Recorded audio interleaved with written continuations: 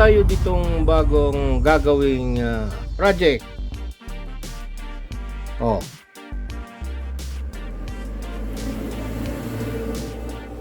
Naka breadboard. Hindi natin makita. Ito ay ano yan? Ha? Ito ay TL431. You know? TO92 package. Para siyang transistor. Siya ay programmable precision reference, o yung tinatawag na precision shunt generator, shunt regulator. Ano naman ang gamit niyan? Para saan yan? Ba? Isa siyang voltage regulator. Anong gagawin mo dyan? Ha? Okay. Mag-i-input tayo ng voltage. At yung output mababasa ng tester. Ito, tester natin.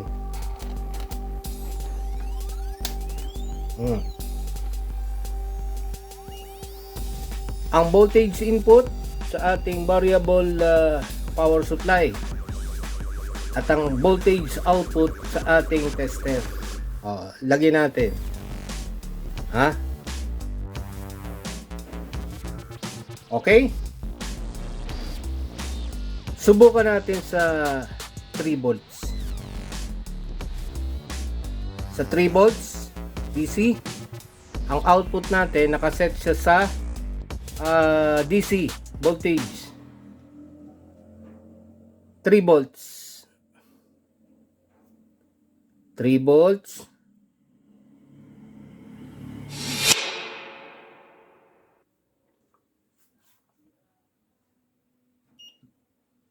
Sa 3 volts, ang output niya 2.49 o halos 2.5 volts. Sa 3 volts input, pag in-adjust natin ang input ng 5 volts,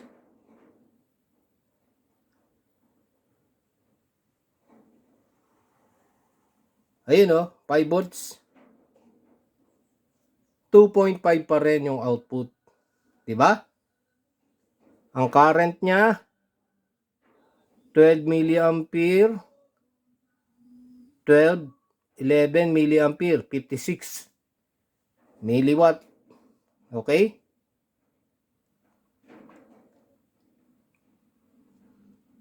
Gawin nating 9 volts. Ayun. Naging 2.5, 2.6. Gawin nating 12 volts. Uy, masyadong malaki na yung kanyang output. Mainit na ba?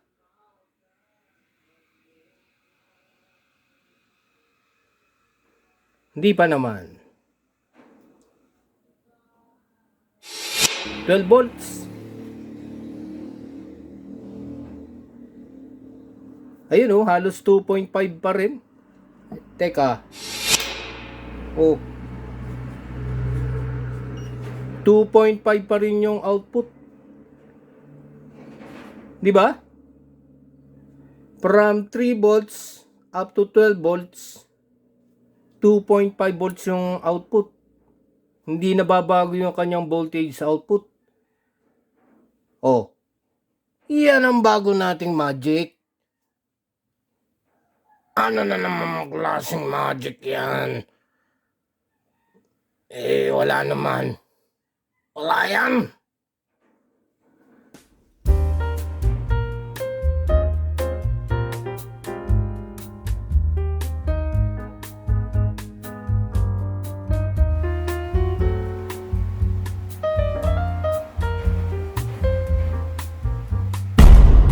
This is now the schematic diagram of our circuit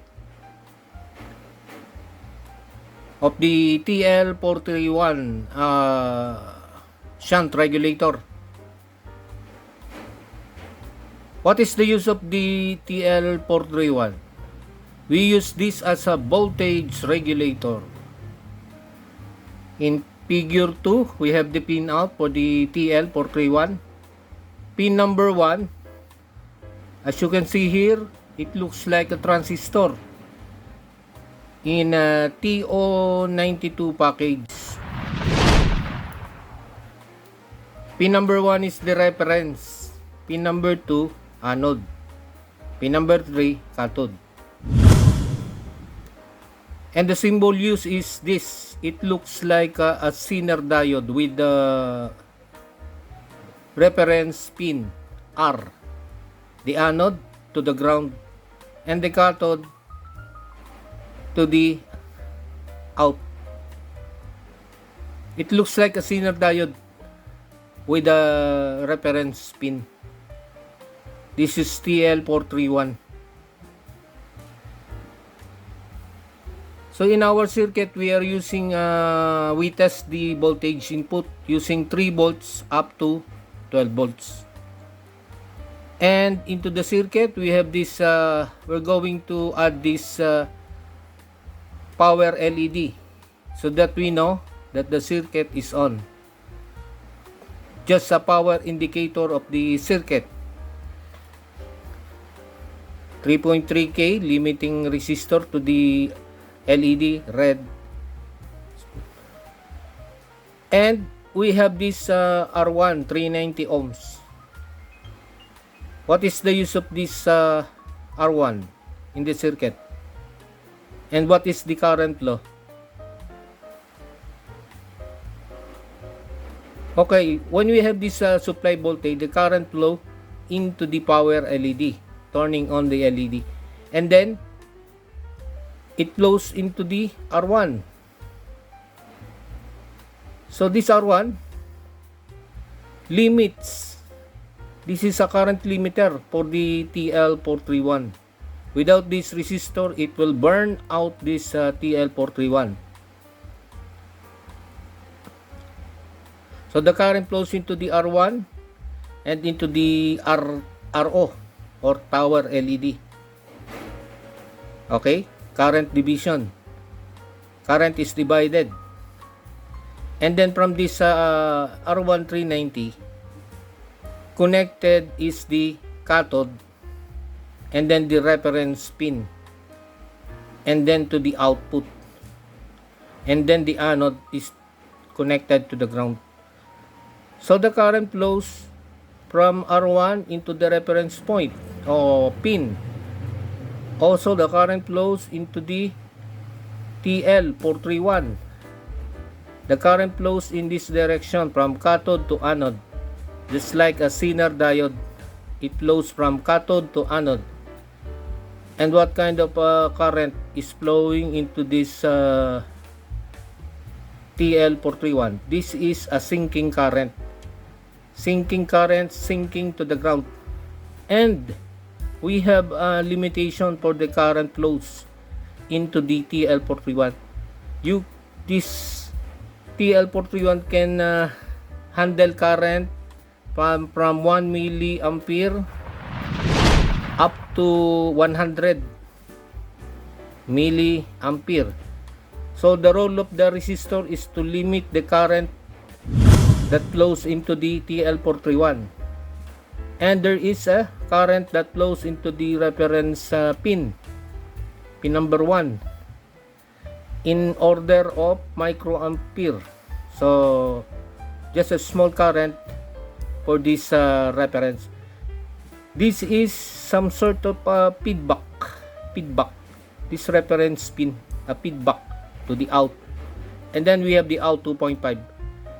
Every time we adjust the voltage, still the output remains the same. It is always 2.5 volts.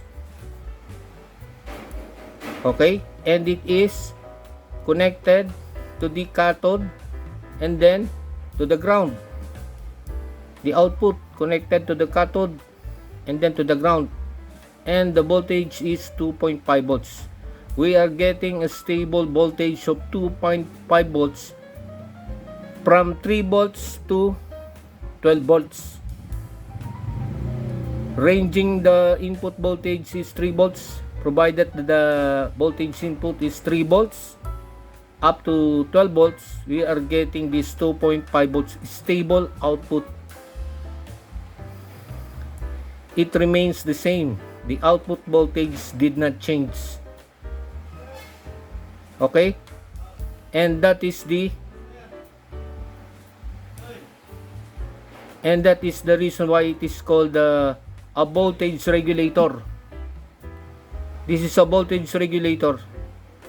It produces a voltage output of 2.5 volts, stable voltage. Whenever we input the voltage, whenever our input voltage is 3 volts up to 12 volts, it is always 2.5 volts. That's why this is called shunt regulator.